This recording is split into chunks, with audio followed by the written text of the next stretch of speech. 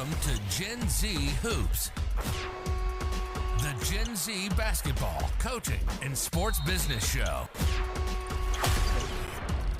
What's going on, guys? Welcome back to another episode of the Gen Z Hoops podcast. Today, I'm joined by senior NBA writer for The Ringer, Mr. Howard Beck. Mr. Beck, how are you doing today, sir? I'm doing great, Ashton. How are you? Good to see you again. I'm doing great. Thank you so much for giving me this opportunity today.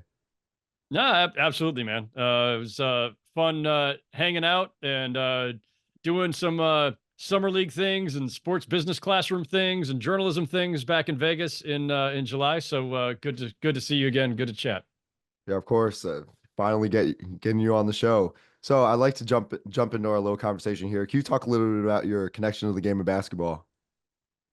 You know, it's funny. Connection to the game is probably much more through my career than it is through like personal or like fandom channels. I grew up much more of a fan of the NFL because just by circumstance, right? Like we're all kind of captives of the era we grew up in and the city and what's going on at that time and which teams are thriving, right? So I grew up in San Jose, California, the Bay Area, in the 70s and 80s.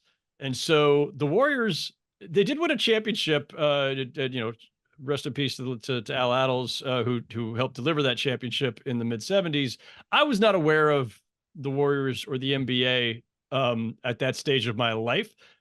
Point being, the Warriors were mostly pretty crappy and not particularly engaging or compelling for most of my childhood.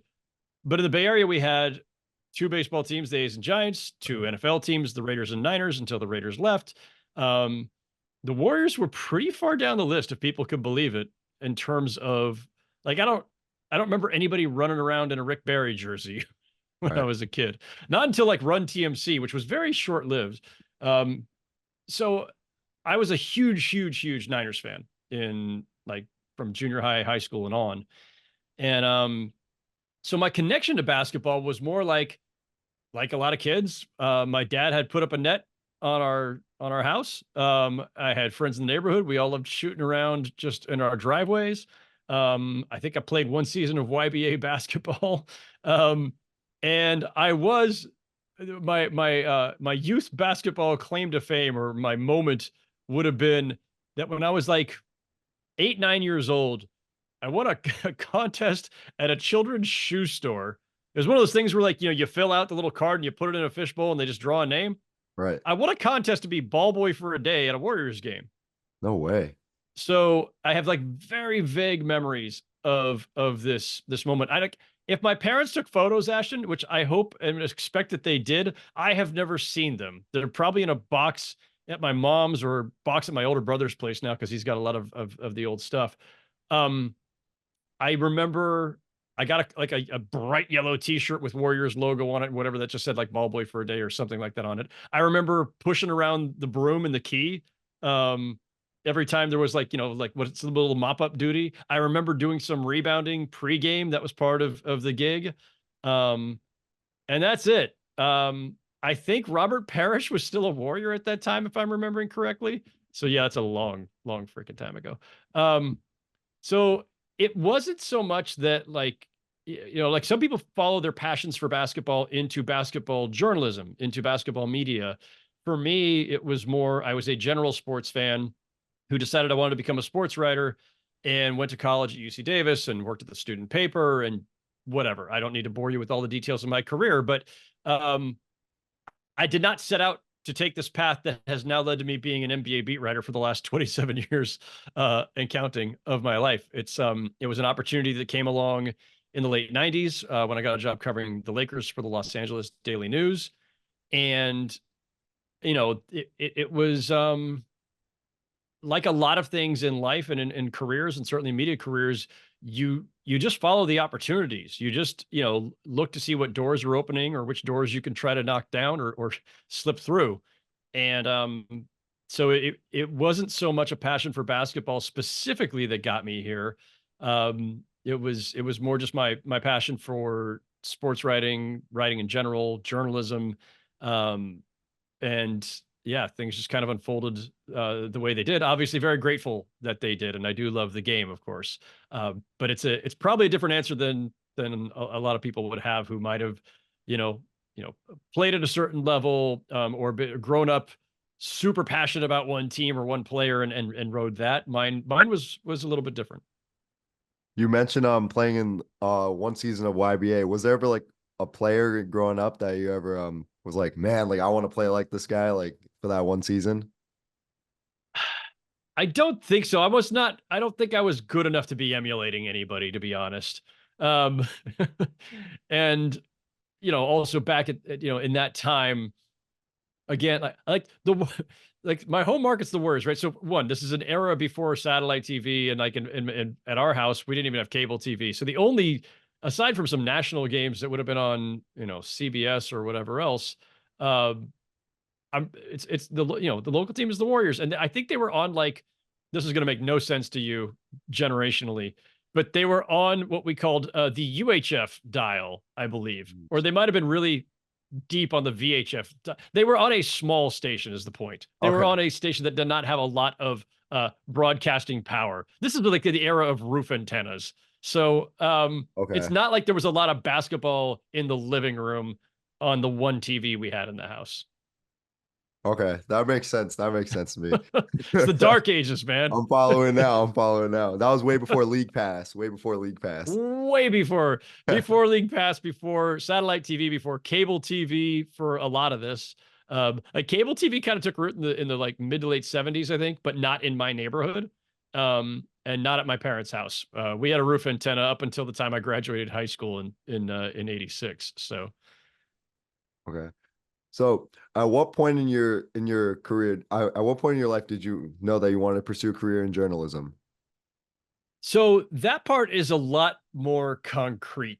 1982, the 49ers are in the NFC Championship game against the Dallas Cowboys, a game that is famous for the play that we call the catch, capital T, capital C. That's Joe Montana to Dwight Clark. Anybody who's not aware of it, go find it on YouTube.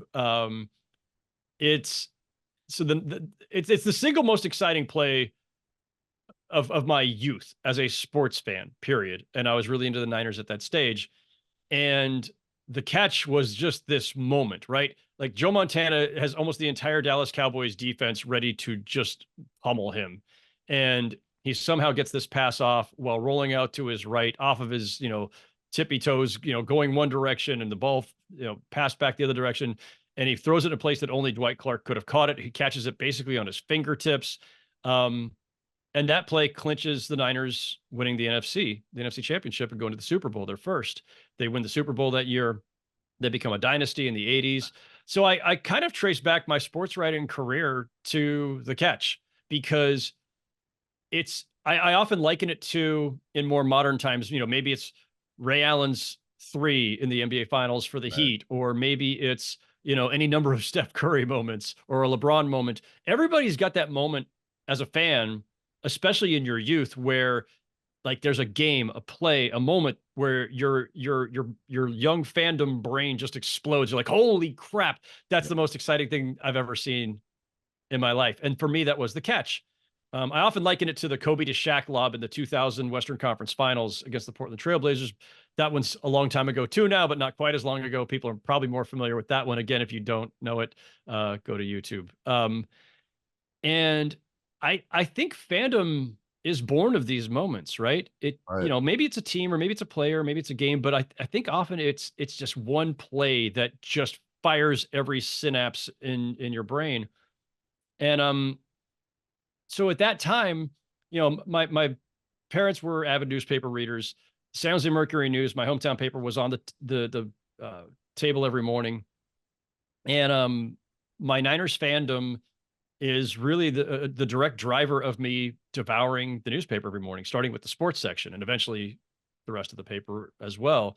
And I'm reading all these phenomenal writers in the San Jose Mercury News and thinking like, oh man, like these guys get paid to do this. They get paid to go watch these games and then write about them. Like, that's a ridiculous way to make a living. And so in my primitive preteen brain, I somewhere in that, I think that's kind of the start of deciding that maybe this is something I could do. And then you get into high school and later in high school, and you're thinking about where you're going to go to college, what are you going to study, what do you want to do with the rest of your life? And it's some very weighty questions. And I didn't even work for my high school paper. There was no reason for me to believe that this was going to be something I could do for my career.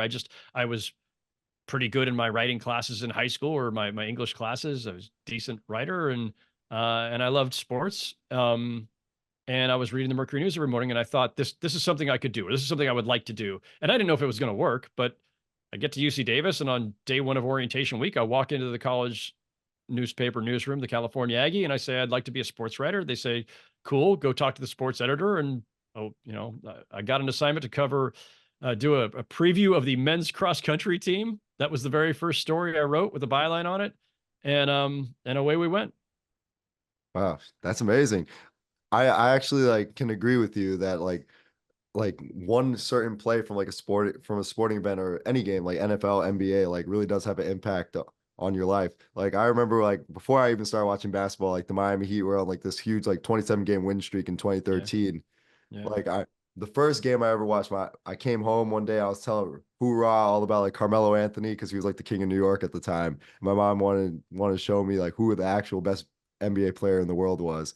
So and she sits me in front of the TV, not knowing anything about the Heat or anything like that. See LeBron James poke like a pass, like shoot between the gap, pick the ball from J.R. Smith to seal the win, throws it, cocks it all the way back, throws one in front of the MSG crowd. Everyone's going crazy. And I'm like, wow, I want to be like that guy when I get older. And then next day I knew everything about the Miami Heat, everything about like who owns the team, like what their first draft pick was, like until that present day, and I just stuck with it at that point.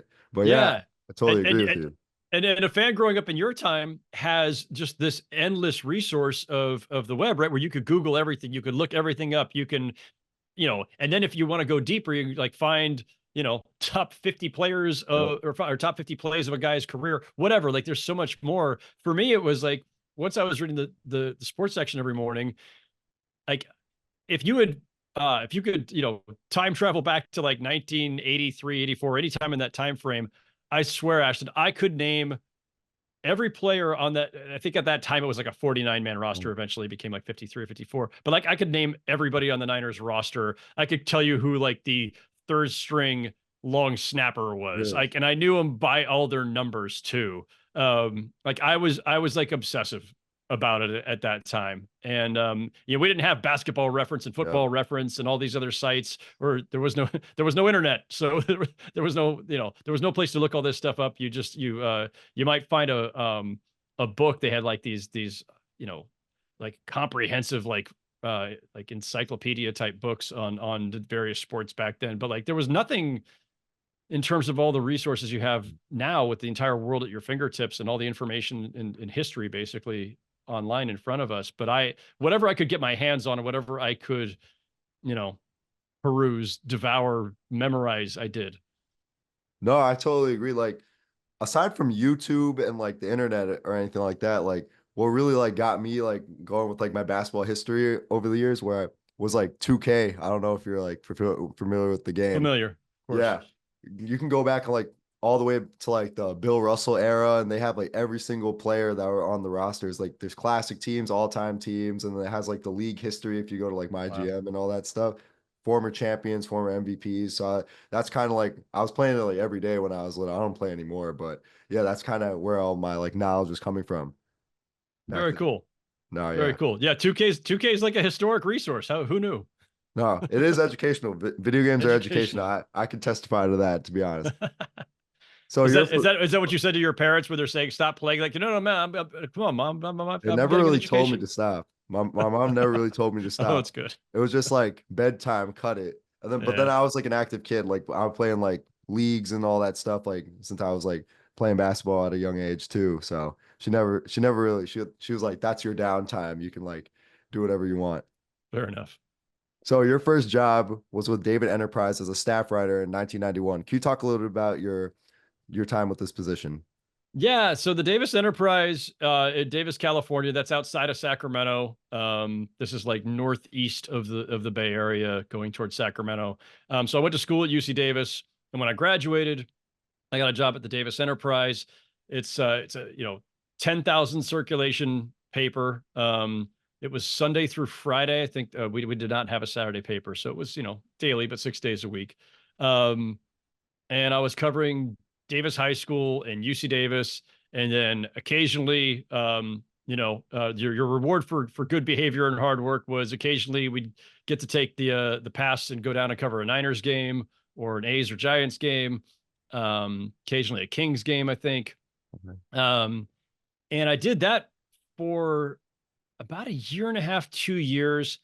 I had a period of time, and this is going to sound crazy now, I know, but like there was a period of time there where I just kind of got burned out on the idea of being a sports writer. When I was in college, I had moved from sports after a couple of years to news, and I covered City Hall, like the city of Davis, because it's so integrated with the university.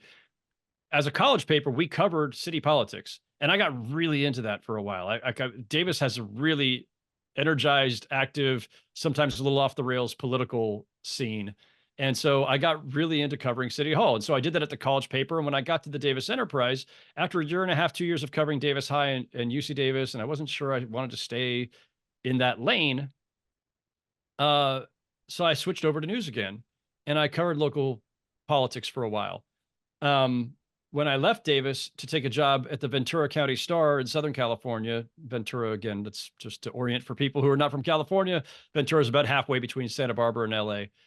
I went there still as like a local government reporter, covering City Hall, covering city council meetings and planning commission meetings and fires and whatever. And I thought I was out of sports for good. I had kind of just made a decision. And I say this sheepishly now, you go through these different phases of your life and career about what you think matters or what's most important. And I in my own head, I'd kind of decided sports is fun. It's not what matters as much. The real action is in the news sections of the paper. And I just, by that time I had moved from wanting to be a sports writer to just wanting to be a journalist, period. And I thought this is the stuff that matters more. And I wasn't sure I really wanted to spend a career doing sports. And I'd kind of made a clean break. You didn't set up this part of it yet, but I'm just naturally segueing there. So and people are probably wondering now, like, okay, so wait, you spent, 5 years covering news. How did you end up back in sports?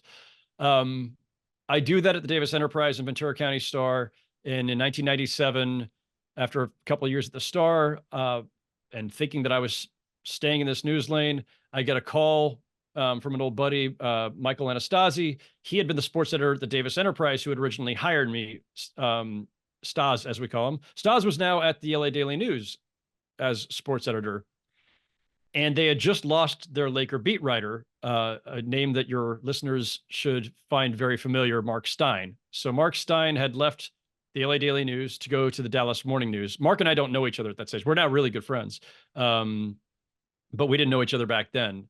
And I hadn't thought about going back to sports, but Stas calls me and says, "Hey, we've got this opening. I'm right up the road at this point, living in Ventura." And he says, "Would you have any interest?" And he says, "If you do, I'm not going to be the one to hire you because we've known each other a long time. You worked for me before. I'll vouch for you and get you through the door. But, you'll interview with the deputy sports editor, the assistant sports editor, the managing editor of the paper, the editor in chief of the paper. They'll decide. But if you're interested, let me know." I actually hesitated, Ashton. And I had some good friends at the time, who basically were like, "Why is this even a question? What do you?" The Lakers. So it's 1997. So the Lakers had gotten Shaq and Kobe a year before, in '96. And obviously no one knows what they're going to become, but we know what their potential is. Although frankly, even at that stage, a year in to Kobe's career, plenty of people were still like, "I don't know about this kid. He's kind of skinny. He's kind of impetuous." But I hesitated. I thought I had settled on a course for my career, and going to sports, back to sports, I just wasn't sure. I just wasn't sure. Fortunately, I had some very good friends who, like I said, did kind of smack me upside the head, figuratively at least, and say, "You'd be insane not to go do this." And I was a little intimidated too. And frankly, looking back, I probably wasn't qualified, or I don't want to say qualified. I wasn't ready for it. I did fine. Obviously, I did that for 7 years, and then my career since has gone pretty well. So I I think I did okay, but I don't think in 1997 I really knew what I was getting into or was completely prepared for jumping into this really intense scene of the Laker beat. But happily I did it anyway.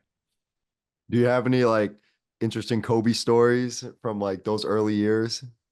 I mean, lots. But I'll tell you this, walking into that beat completely new with no NBA experience, not even, I hadn't even, I hadn't even covered a Laker game as like, sometimes we have in newspapers, you'll have sidebar people. Those they come in to write like the secondary story on a given day. That's what we call a sidebar. Or if you were like when I was covering the Lakers at the LA Daily News, among our staff at that time was a young Ramona Shelburne. And Ramona was covering preps and local colleges and other stuff. So if I needed a day off, sometimes it was Ramona who was jumping in and covering a Laker practice or something. I never filled that role because I'd been out of sports. So I never even had that secondary kind of exposure. So the first day I meet Kobe is at training camp in a place called Palm Desert, which is near Palm Springs. And the Lakers were holding training camp out there. And I'm just making the rounds for the first time, just meeting everyone for the first time. Kobe could not have been more open, friendly, warm. He's 19 at that time. He's still finding his way, obviously. And he's still coming off the bench as he would for another season and a half or season plus anyway. And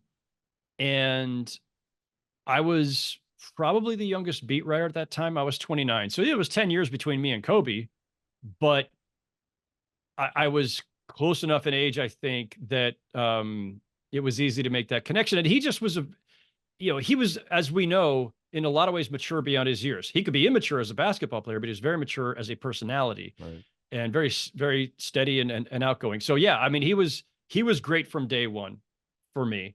And the story I often tell about those early years, and I've written about this, I wrote about it, sadly, the day he died, that one of my earliest, more memorable encounters was, somewhere in that first year or two on the beat, and they didn't have a practice facility yet, the Lakers. Most NBA teams, in fact, did not have their own practice facilities yet. And the Lakers practiced at a place called LA Southwest College, a junior college in, I think like this, I don't want to say South Central, but like South LA. It's like south of Inglewood, I think.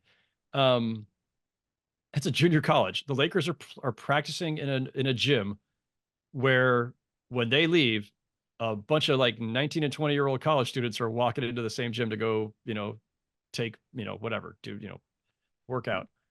And there's multiple doors out of this gym because it's just a public junior college gym. And so at any given day that we're talking to Rick Fox or Derek Fisher or Dale Harris, the coach, players could be walking out any number of doors behind us and you might miss them entirely. And there was an early day there, somewhere, like I say, early on, where I'm talking to, I think it was Robert Ory, and from over my shoulder, I hear this, "Howard, you need me today?" And it was Kobe. He was like kind of checking in, like he knew like most of the time we're going to want to talk to him because even then he's Kobe. Right. And it was just a very cool, courteous thing, like a just kind of a, and people are so cynical now to look at that and, he's trying to like butter people up. What, like it was truly, that's just who he was at that time. And especially earlier in his career, like he didn't have as hard of an edge. And I just always really appreciated that. And I think it was kind of, if I recall correctly, I think it was like a, "Oh, thanks. No, we're good, man. Like take the day off. We'll get you tomorrow," or whatever. But it's little moments like that that you remember and appreciate. At SBC, I recall when we were talking in the studio, you were talking about how like your relationship with Kobe kind of like developed over the years, like even after you stopped being the Lakers beat writer. Can you talk a little bit about like the development of that relationship throughout like the rest of his career? Yeah, when you're the beat writer, you're there every day, right? Pretty much every practice, every shoot around, every game. And so you're there for all the highest highs and the lowest lows. And, if Kobe goes, 5 for 18, I got to be the asshole who says, "Kobe, what was up with your shot tonight?" Or, "Hey, do you think you were forcing some of those," or whatever. And so you get your wires crossed sometimes. And I was pretty blunt as a reporter in terms of the questions I would ask. Like I was, there were times he got pissy with me because like somebody lit him up and and I would mention like, "Oh, hey, this guy got got loose on you, whatever. And he'd get very, kind of bristle at the question if he thought I was somehow insulting his defense. But you go through all those moments, and sometimes, it's, there's good days, bad days, days that you're grading on them. I mean, it's easy for them to get sick of us, and I don't blame them. Like there's, at that time, only 12 players on a roster, 13, maybe if they had an injured guy who was on the injured list. So you're talking to the same people every day, almost every day. And the traveling beat writers, there were 4 of us. There was a lot of people who covered the Lakers at home games and home practices. But when they were on the road in the regular season, there was only 4 of us traveling. So you get to know people pretty well, and for better or worse. And, and some days it can be a little tense. When you leave the beat, so in 2004, after 7 seasons, I leave LA to take a job with the New York Times covering the Knicks. And now I'm not the guy who's there every day. Now I'm not there to have to ask all the annoying questions or to be there during the really tense times, including that previous season. 03-04 is when Kobe's, facing sexual assault charges in Colorado and is traveling back and forth. And it's a very tense atmosphere for all kinds of reasons. Like, it was tense because of him and Shaq. It was tense because of the case. It was tense because of lots of things. Now I'm in New York and I'm not there every day, but there's a weird kind of bond that forms between, I think, media, or especially beat writers and teams you cover when you're there for a long stretch of time, where to this day, if I run into Rick Fox or Robert Horry or Derek Fisher, a lot of these guys, and Ty Lue was on some of those teams, and Ty Lue has become this incredibly successful coach. Like, right.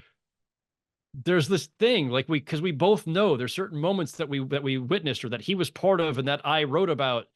And it's this interesting, and especially because there's distance from it, the whatever tension there was of reporter to player kind of falls away, and it's just this shared history that we all have. With Kobe, I walked back into their practice facility in El Segundo in like that 04-05 season. I'm there now. I'm covering the Knicks for the New York Times. It's my first time back, and I walk in, and there's the usual like scrum of reporters forming around Kobe post practice, and he sees me. He's like, something like, "Hey, what's up, big time?" Or something like, "Big time New York writer." Some whatever, like maybe reference the New York Times, whatever. It was like, you would have thought I was like his long lost friend from junior high or something, as opposed to somebody who he had F-bombed the living crap out of a couple of times, which, like, frankly, well, some of those I earned and some I didn't, but it happens, right? Like that's just the course of things. It's just like with your family or with your friends, like, you're going to have moments where things go sideways. But I'd like to think that over the course of my 7 years covering Kobe up close, and then the rest of his career where I'm covering him from a distance, and I'm parachuting in for the finals, I'm parachuting in for all-star games, I'm still doing stuff, and Kobe would always give me time off to the side if I needed it. I would like to think that there was a mutual respect there, or that he understood, even if I crossed him up a couple times, intentionally or unintentionally, well, always unintentionally, but like crossed him up sometimes where he thought I did something or said something that maybe I thought was justified. Maybe he didn't. We might disagree, but I was always accountable. Like, I was always willing to have the conversation. And if I knew he was pissed about something, I was going to go to him and say, "Hey, let's talk about it." Like, what, and then figure out, like, did I get this wrong? Because if I got it wrong, then I'll tell him, "You know what? You're right. I fucked that one up. My bad. I'm sorry about that." Or if I thought I got it right, I'll say, "Listen, I understand why you're upset, but here's why I wrote it this way, or here's why I asked this question." And in this business, like, accuracy obviously is paramount. Fairness is paramount. Being thorough, being responsible, but being accountable is part of it too. And I think, just as I saw Kobe at all his highest highs and lowest lows, to an extent, he could see the same, right? Because, like, I'm not going to be completely on my game every day either, as a reporter or as a writer. But I think he saw, at least over the course of time, that I was professional, I was fair, I was accountable. And I think he respected that. And so I think that was the basis for having a really good relationship in the years after I left LA. So you mentioned before in 2004 that you left the Lakers to work with the New York Times as the Knicks beat writer. Can you talk a little bit about the transition your transition from LA to New York? It was really interesting, right? I'm a California native, and lived my entire life there. Um, Going to the New York Times on its own is intimidating because it's the New York Times, Right. and moving California to New York was definitely one of those moments where you're just like, okay, deep breath. Let's see how this goes. Um, I loved New York as a visitor. I was like, somebody who, I'd been here multiple times, obviously, on as a Laker beat writer, I'd covered a lot of games here. So I was familiar with New York. My younger brother had moved here. I had friends who had lived here. And so I had a familiarity that I was pretty sure I could live in New York on day one. I'd be comfortable on day one. We've been here for 20 years, so I think that instinct was right. I loved living in New York. Covering the Knicks and working for the Times, like those were the bigger challenges, because the Times is just a really intense place. Great, great newspaper. I absolutely, to this day, like I treasure the 9 years that I had there. Um, I left for the right reasons at the right time, but I could have easily spent the rest of my career there. Um, the Knicks, the biggest contrast, you could say LA to New York, you could say LA Daily News to New York Times, but Lakers to Knicks was by far the biggest contrast of everything. Partially because the Lakers were great and the Knicks were not. Partially because I went from covering Shaq and Kobe to covering, Stephon Marbury and Kurt Thomas. No shade at either of those guys, but they ain't Shaq and Kobe. And the Knicks as an organization, they were very corporate, very buttoned down, very it's a lot of things. Paranoid, uptight. There's a lot of layers there. Not as easy to work with, not as enjoyable.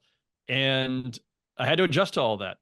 And that wasn't always easy. And then the Knicks beat. It's funny too, because like LA and New York are both major media markets. Right.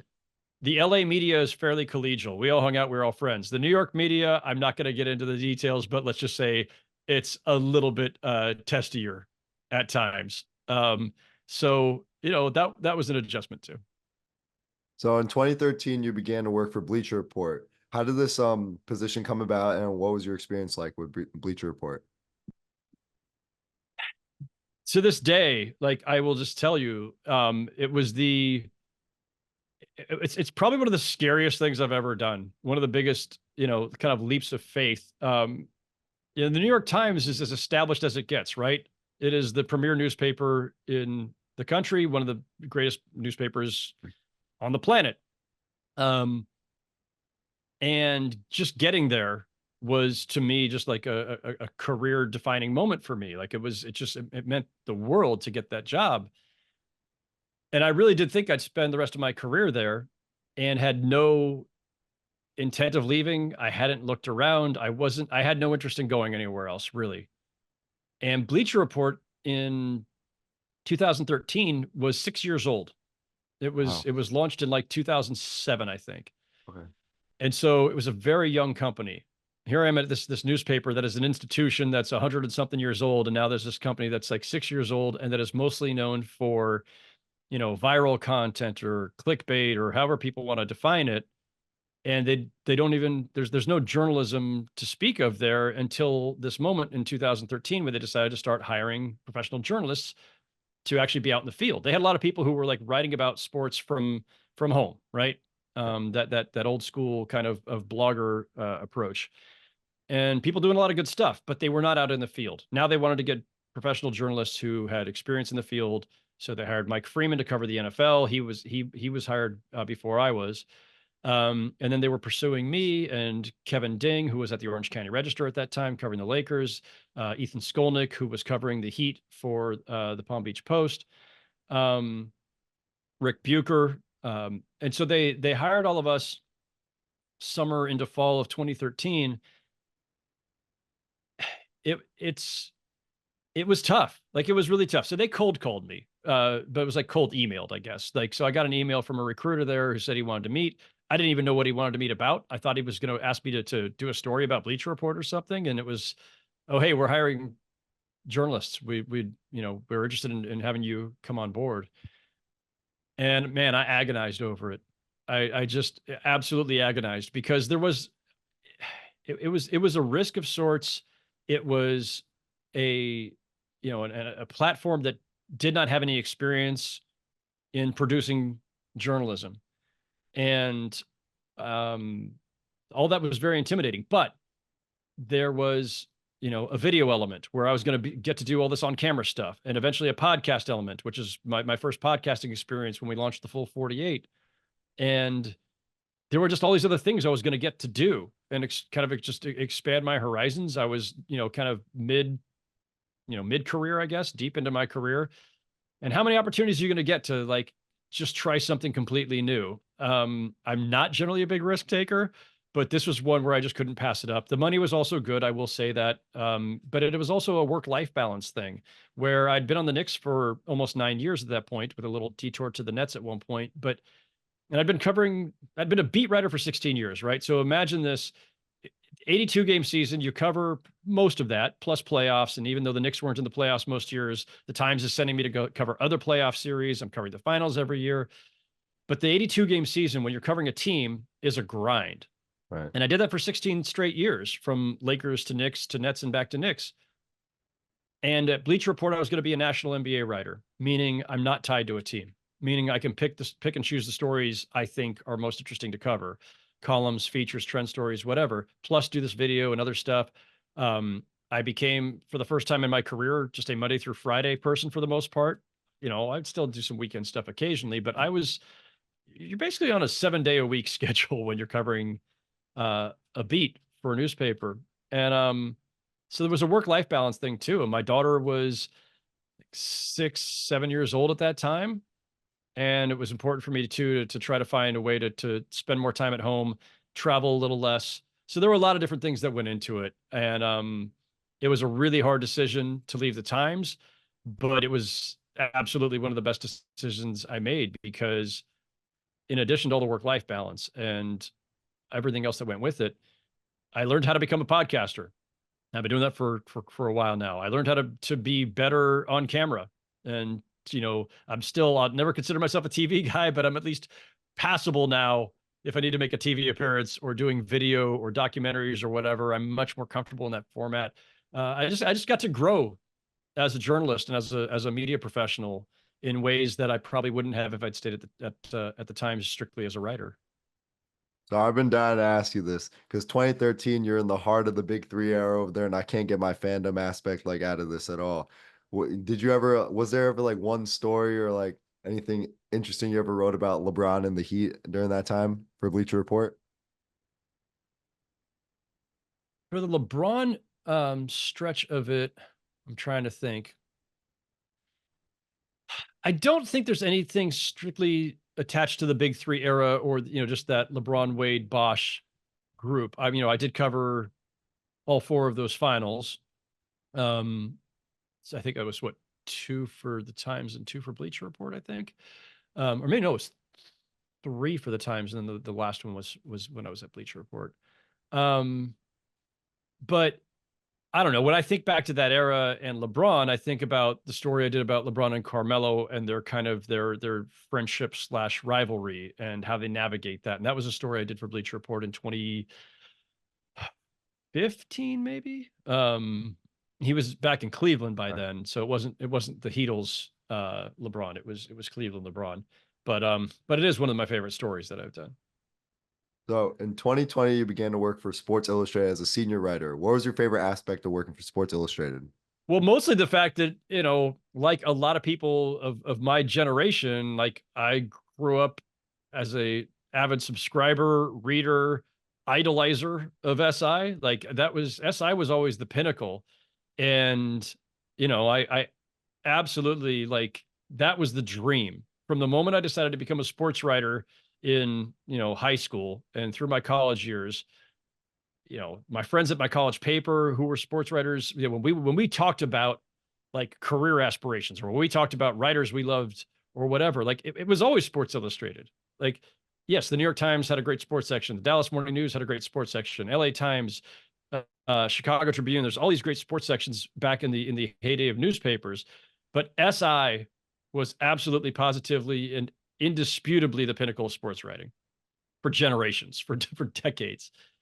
And, without getting into the nitty gritty of it all, yeah, there have been a lot of changes and convulsions, and SI today is not the same SI that I grew up on. But in 2020, when I got the job there, just the thrill of knowing that I was going to be part of this incredible institution, just as it was an honor to be part of the institution of the New York Times, right? And so that was a thrill. And then, my first cover story, I think my only cover story during the time I was there, I did a feature on Zion Williamson that was on the cover of the NBA preview issue, which, if you're, again, like, for decades, the preview issue of the NBA season, the NFL season, the baseball season in SI, that's a must have, right? Like that is one of the most devoured and one of the most popular issues of the year. And so to have the cover story with my byline was just really special. That was very cool. And, by the time I get there, SI is only publishing 12 issues a year. So it's mostly online, but as a guy who came up in a world of print, like having my byline in SI in the magazine version of it, however many times over the couple of years I was there, was just super cool. So currently you work for The Ringer as a senior writer as well. How are you liking this position, and what are your favorite aspects of this job? I love The Ringer. I absolutely freaking love The Ringer. I was a fan of The Ringer before I got here. I was a fan of Grantland, which was Bill Simmons's, previous, publication, for lack of a better term. But, he launched Grantland while he was still at ESPN. I had several friends who worked for Grantland. The whole vision of it, just the combination of sports and pop culture, it was just really interesting, because I remember when they first launched Grantland and I thought, well, God, how do those things fit together? TV and movies and music and weird pop culture phenomenons. And then, oh yeah, and there's also sports. Like, how does that? And then after a while, I'm like, oh, wow, this is really cool. This works really well. And they just got all these really talented people, writers. And when podcasting started, like Simmons obviously was one of the first to embrace that. And so I really loved what they had there. And Bill and I didn't know each other. It was cool. He had actually shouted me out in a couple of his page 2 columns on ESPN.com way back in the day, but we didn't know each other. We had friends in common. But I really, really admired what Bill built with Grantland. And when he launched The Ringer, I think in 2016, I just always kind of had my eye on it. Like, I don't know where you never know where your career is going to go in this business, because the business is ever changing. But I always knew, like, if I got the opportunity, I would love to work for The Ringer and work with Bill. And just he's got a great eye for, this is not about me, but as I say this, he's got a great eye for talent, editors and writers. Like, he's just hired a lot of really smart people over the years. And so one of the things I love about working at The Ringer, starting last September, so we're coming up on a year now, it's just a lot of really smart, thoughtful, creative people.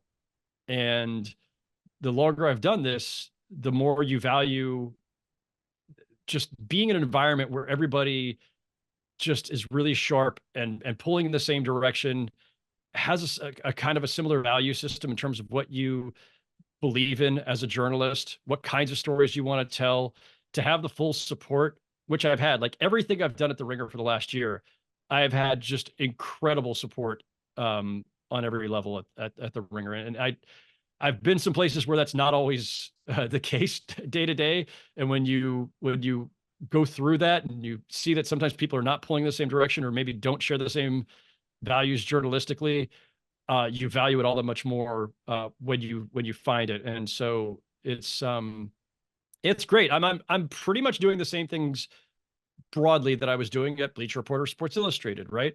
And I'm not including the newspaper time in this, because it's the last 10 plus years that I've been doing this as a national guy, where it's, picking and choosing the kinds of stories I want to write, plus some podcasting.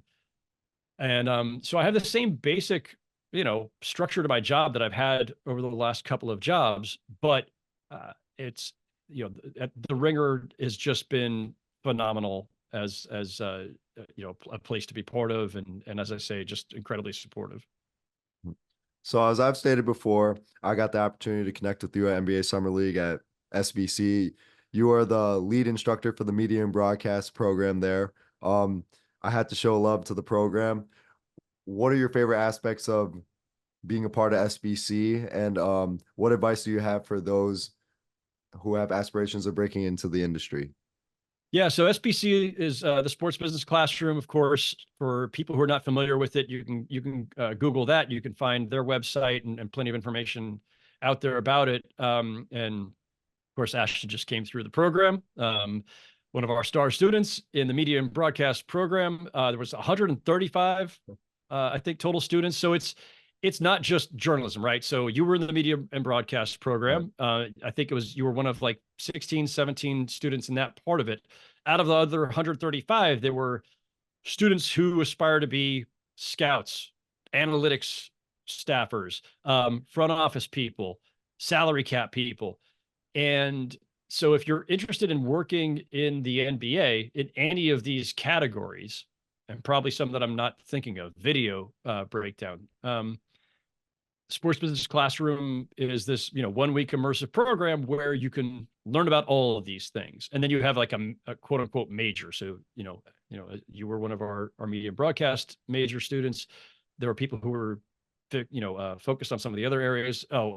Agent, there's an agent column as well. So there were a lot of people who aspire to be agents. It's a really cool program. They bring in some of the smartest people in the NBA over the course of the week, GMs and scouts and coaches and all kinds of voices to come in and teach the class.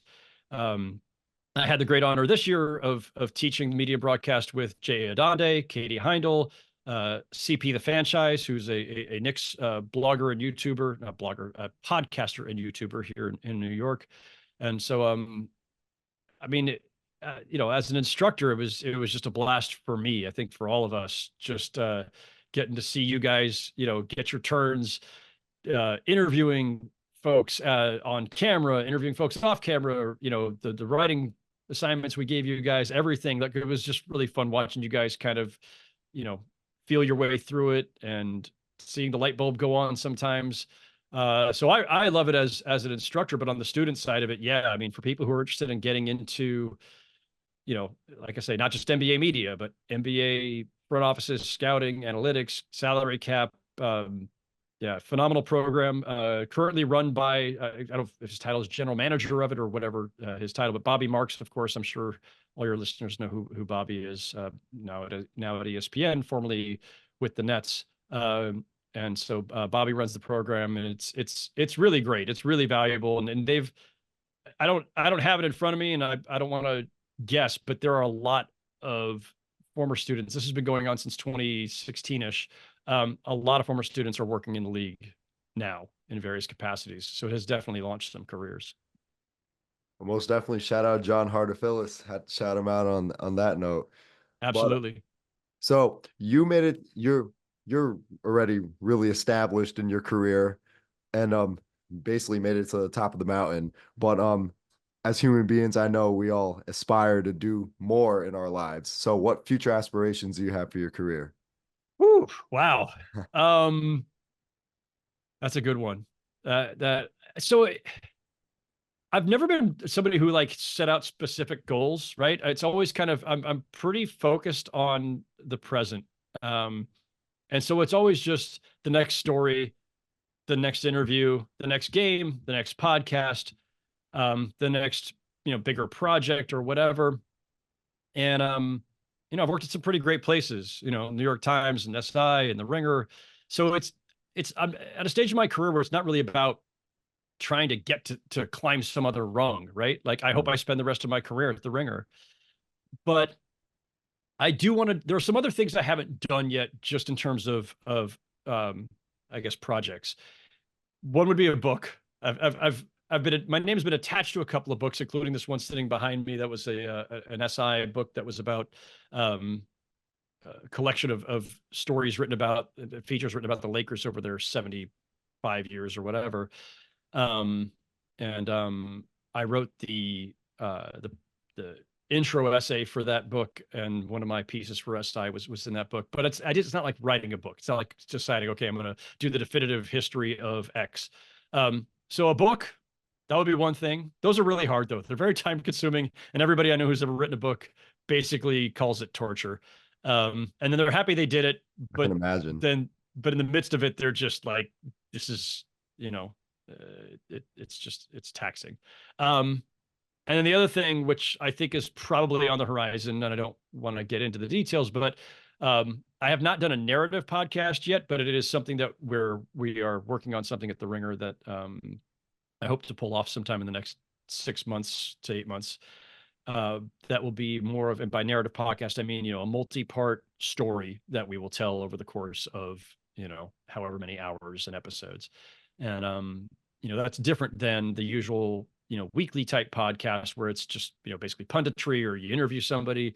The narrative pod is a different form, and it's a different form of storytelling, which, I've been a storyteller as a writer, obviously, for, decades now, but I've not done the narrative pod yet. And that's something that I've really wanted to do. So I'm looking forward to that.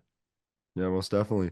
Well, Mr. Beck, thank you so much for giving me this opportunity today, and I wish you the best of luck with this upcoming NBA season. Ashton, no, this has been great, man. Glad we were able to get this done and bookend my first appearance with John Hartophilus way back whenever the heck that was.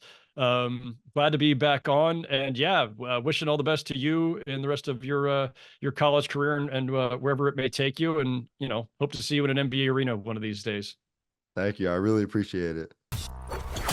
Thanks for listening to Gen Z Hoops. Make sure to follow, like, and subscribe on Instagram, LinkedIn, and all major social media platforms at Gen Z Hoops. You can tune in and subscribe on Apple Podcasts, Spotify, YouTube, and every other podcast platform on the planet. Get ready for the next episode.